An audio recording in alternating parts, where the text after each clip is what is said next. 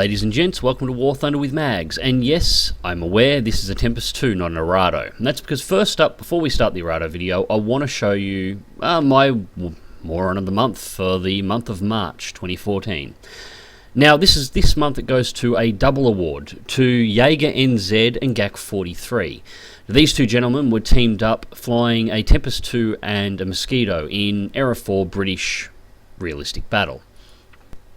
Now, there's a common misconception that all your absolute douchebag players are players that are generally below level 20, level 25, and have very few hours in the game. This is completely incorrect. Jaeger NZ is player level 100, and he has nearly as many hours in the game as I do. GAC 43 is player level 55. Both these players have exceptionally good realistic battle scores. You'd think they'd know better. So let's go take a look. So, military operation map, British versus America. There are only two fighters remaining, one B-24 and a gentleman over there that's about to get shot down. Now this B-24 has been mauled by nearly every member of the British team. I boom through at high speed, put a shell. It's a nice solid hit, but nothing critical, and then zoom off to go and find the last AI. Almost a minute later, the B-24 goes down. I'm not sure how, but somehow I got the kill despite everybody being guns on the thing after I'd passed out of the area. And GAC and Jaeger NZ decided that they would take issue with the fact that I was awarded the kill. GAC got the kill, and NZ mauled the hell out of my plane beforehand. Now, I'm not even sure how I got that kill, to be perfectly honest. I was as shocked as anyone when it popped up on my screen. And then to get gunned down by it and find out that these were high-level, highly experienced players just blew my mind. These are players that should know better than this shit. So, I'd love to say that that's where it ended, but it didn't. I'm not going to post any of the pictures. The messages were offensive, not just for the coarse language within them, but for the lack of grammar and spelling correction. But I then received, for about 20 to 25 minutes following the incident, messages from Jaeger NZ over and over again, basically abusing the crap out of me for taking a kill that I'm not sure how they didn't manage to get, considering they were shooting the crap out of the plane long after I'd vacated the area. But nevertheless, occasionally in War Thunder, you get a little bit of justice. About an hour after the incident, the mods went through going through their ban listings. Now obviously I reported both these players for this action, and Jaeger NZ received a chat ban for an unspecified amount of time, and GAC 43 received an account ban for an unspecified amount of time. Now keep in mind, you don't get a chat or an account ban for one incident. There has to be multiple reported incidents on record before Gaijin will take this action. So this was not uncommon activity for these two high-leveled and experienced players. It boggles your mind. But there we have it. The March Moron of the month. It still surprises the hell out of me how these guys managed to get to these levels and still have this sort of an attitude. And a lesson to anybody who's new to the game. There are morons everywhere, at every level, at every time. Just do the best you can to not be one of them, otherwise this is the sort of thing that happens. Anyway, let's go check out Arado. So last week I posted a video with one of my earlier flights in Arado, and a lot of players that obviously haven't got up around Era 4 and haven't encountered this aircraft yet really couldn't believe how bad it looked. And basically, surely it must be able to outrun something. Well, no. F9F Panther, that is it's a Korean era jet. It is only an F9F2, but okay, fair enough. It may not be able to outrun that. It should be able to still outrun props though, right? Unfortunately, no. No, not at all. That plane's been torn in half and torched by none other than an LA-9. Pretty much anything in the game above Era 3 is capable of catching it. And that is because the aircraft is not performing to its historical standards. Now, how much slower is it than it should be? Historically, with a full bomb load on, as you see here, as I'm being gunned down by a F8F1 MG equipped Bearcat. With a full bomb load, Arado was capable of making around 650 kilometers an hour, depending on the loadout and actually depending on fuel quality. That actually varied the top speed of Arado a lot. In the end of World War II, Germany was manufacturing a lot of synthetic fuels and the quality did vary a lot. And unfortunately it wasn't close enough to be in the blast of those bombs, which sort of sucks. But it was about 650 kilometers an hour with a full fuel load. Now, with the bomb load stripped off, Arado was capable of cruising speed of around 700 kilometers an hour.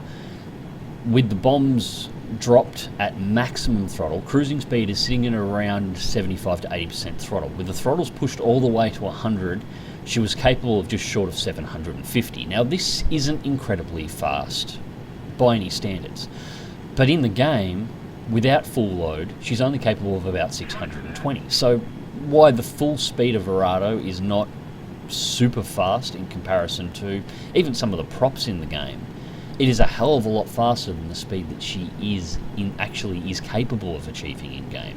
And that extra little bit of speed makes a huge difference on how she handles and what you can do with her. Now, the other thing I was asked, and it was a very good question, is what happens if you put 4 Arados in the same team? Could they simply bomb the map out faster than the enemy team would be able to handle? Theoretically, yes. In practice, not really. Now, this is the Ruhr map, and this is a map that is ideal for Arado, and this was during the Ruhr event, so the enemy team has no jets, so it is ideal matchmaking conditions for Arado, and there are 4 Arados on this team. We're the only 4 jets on the German side. I actually ran into a couple of people that have seen my video, so I was having a chat to them beforehand, and it was actually very easy to get the Arados organised on this map. Now, I went for the centre bombing target because I'm a fairly reasonable Arado pilot, and it's the riskiest one to go to because hitting that area bombing target requires you to dive immediately under the entire enemy team as they're climbing away from their runway. 2 of our other Arados have gone far left and far right to hit the outer area bombing targets. The 4th Arado is loitering around on the map. Now, what happens with Ruhr, and not a lot of people realise this, when the 3 area bombing targets are destroyed, the enemy airfield on Ruhr becomes available for German bombers to destroy, much like that works in Arcade, and you can bomb the enemy runway out and win, like you would in Arcade. Now, it depends on whether it's event or whether or not you get a standard matchmake on how much damage that airbase can take, but it's usually between 2 and 3 full loads on a Arado to destroy. Now, this means it's theoretically possible for Arado to end this match in under 10 minutes. 3 bombers move in, destroy the 3 area bombing targets. 4th Arado goes wide, swings around behind the enemy task force, puts 1 load into the base, 3 Arados land and reload their bombs and swing wide as well, and providing 2 of these bombers make it to the base, the match ends. The problem is getting to the base. It requires you flying. Once the initial spread has moved out, it requires you flying basically directly under the enemy team. And most of the aircraft, because of the fact that the aircraft is not as fast as it historically is, with bomb loads on, in all honesty, there is very few aircraft above Era 3 that can't catch Arado at any altitude with a little bit of dive performance. And the fact that you've got to come in, Arado doesn't climb particularly well once she's done her reload. You will be coming in on the deck, so they will be able to dive on you, and they will be able to catch you, because at a 500 kilometer an hour top speed, P-51 can do 500 and catch Arado with a bomb load on without having to dive. With the bomb load on, she'll nearly do double Arado's speed with bombs on. Now, despite the speed disadvantage of Arado in this situation, it's really bad saying a jet bomber has a speed disadvantage against props, but that's the case. It is still possible to do, however it requires coordination between your bombers and between your fighters. Now, coordinating a series of bombers in a match I've never had a problem with. As a general rule, go into any realistic battle as a bomber, find you've got bombers on your team, quickly shout out a few, tell somebody where you're going, make a call out for everybody else to select which targets they are and to tell everyone where they're going. The bombers will usually get themselves organised within a couple of minutes of the match. And sure enough, all the bombers go where they need to go, and everything that needs to be blown up gets blown up. Trying to organise fighters is a pain in the ass. Everybody's in it for their own kills. And even when you're in a situation where you're probably going to lose unless you get some coordination up, fighter pilots have a tendency to not try and work. Especially when the requests for a bit of coordination are coming from the bombers. Now, I wanted to make a bit of a point for that because soon enough squadron battles will be coming into War Thunder, and this is where all the good squadrons are going to kick the crap out of everybody else. Anybody who has flown a large number of aircraft in the game know that a coordinated group of bombers are able to devastate an enemy team in realistic battles. They can take out everything, and maps like the Ruhr map where you can actually bomb the enemy's runway out, and there are a couple more, I'm not entirely sure which ones they are, but that allow you to do the same thing. These maps, if you can provide the correct amount of fighter support for your bombers, you will just pull the enemy team apart, and there is nothing that they can do to stop you. Now, in the upcoming squadron battles, everybody's going to be on voice comms. Coordination will be across the board for most teams. The team, however, that will win is the team that understands how to utilise bombers to best effect during a match. Fighters that will actually give their own bombers the correct amount of cover in order to be able to allow them to do their jobs. And it's in this area that I think Arado is really going to shine. With a team completely on comms and everyone with complete understanding of what they need to do, the estimate is around 10 minutes to end Ruhr by air-based destruction. And all that needs to happen to do it is the fighters that are running wing to wing with things like the Arado need to buy them a window after the initial base destruction to get their reload and a hole for them to punch through to get their at least 3 bomb loads to the enemy base to finish the map. That's all they have to do. If they happen to kill half a dozen fighters in the process, beautiful.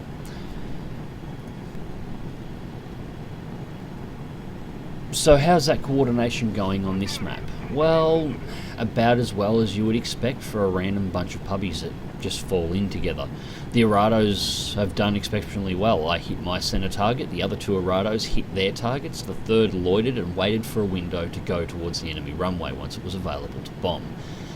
He called for backup from 2 a TA-152 and a D-13 that was operating in the area as he was heading in to give him some cover from a couple of the enemy fighters, P-51s, that were getting ready to dive on him, and they told him to get fucked. So he got shot down. The first bomb load did not make it, and that was basically the response from most of the fighter pilots. Despite the fact that all you've got to do is look at the top of the screen where the ticket counter is, and you can see the icon that says the enemy base is available to bomb. You have 3 Arados. A full bomb load from each Arado is all you need to destroy the enemy base and make this a win. And they absolutely refused to provide any assistance, even as they were being decimated by the enemy premium Spits and the enemy P-51s. And in the end, that's what this match came down to. We couldn't bust through their fighter support to get a bomb load on the base, so we had to try and drop our bombs and delay the enemy tanks from capping our bases. Our fighter swarm got completely eliminated by their team in this match, and in the end it was 3 Arados. We were still the only 3 aircraft left alive, with about 8 enemy fighters sitting on top of our airfield. So of course, we had very little choice but to go in and land.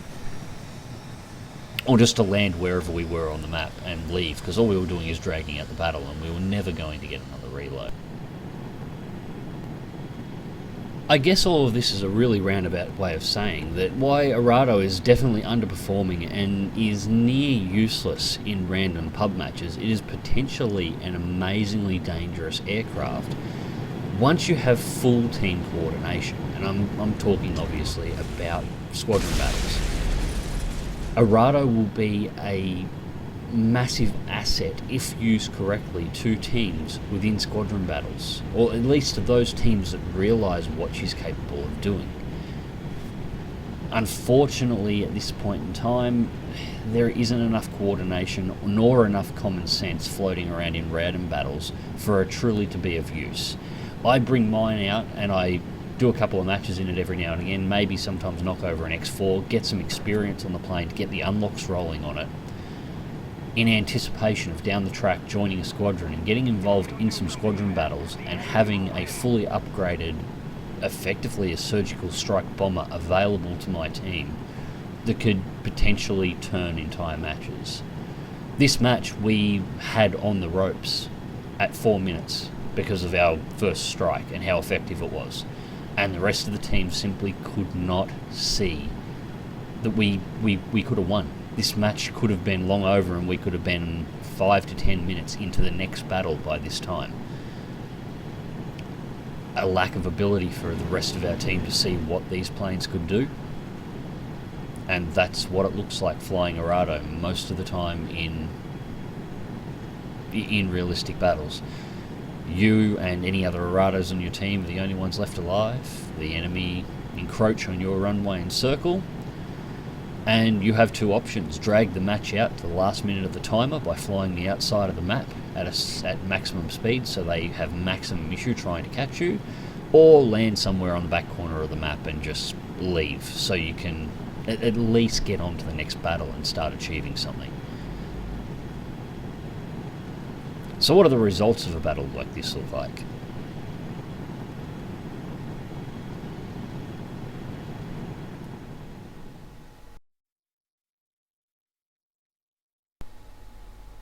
Now, you would expect with Arado's limited bomb load and lack of offensive weaponry, it would always come at the bottom of the team, but I was the lowest scoring of the 4 Arados on our team. I came in at 6th place. There were 12 people in our team. 6 people scored lower than me, and they were all in fighters. This is why Arado seems to have a very bad time of it. Not just its overall, it's lower than historically accurate performance levels. It's a machine that requires mass team coordination in order to be able to use it effectively. Until that coordination is available, flying Arado is something you do for a little bit of amusement from time to time, but not something you do to actually be effective. Now, another thing to mention is World War Mode. Now, at the moment it's not implemented in the game, it's not in any future patch notes, and very little information is available on it. However, it's likely to be Gaijin's take on Wargaming's Clan Wars. Now, the thing is with Clan Wars, it's not about the personal kills, it's about the win. Ask any good, high-quality Clan Wars clan in World of Tanks, for example. As you control more territories in Clan Wars, you get given a certain amount of gold every day that you have a territory under your control and locked down. Controlling these points allows you the gold you need to field and fund your team and your clan in order to be able to continue controlling more territories. The more you control, the higher prestige you have and the better your clan looks. It's not about the personal kills. In World of Tanks, it's almost always destroy the enemy team if it is the best viable option. Capping is only if you're really in a nasty spot to take a victory. In Clan Wars, it's anything possible that you can do to guarantee a win, because if you continue to control that territory, you continue getting gold, and that territory allows you to attack further territories and gain more.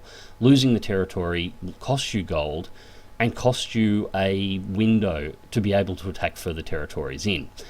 This is another area where Arado will excel, the ability to win with just the right amount of cover, just to take a victory from the enemy team without them being able to stop you.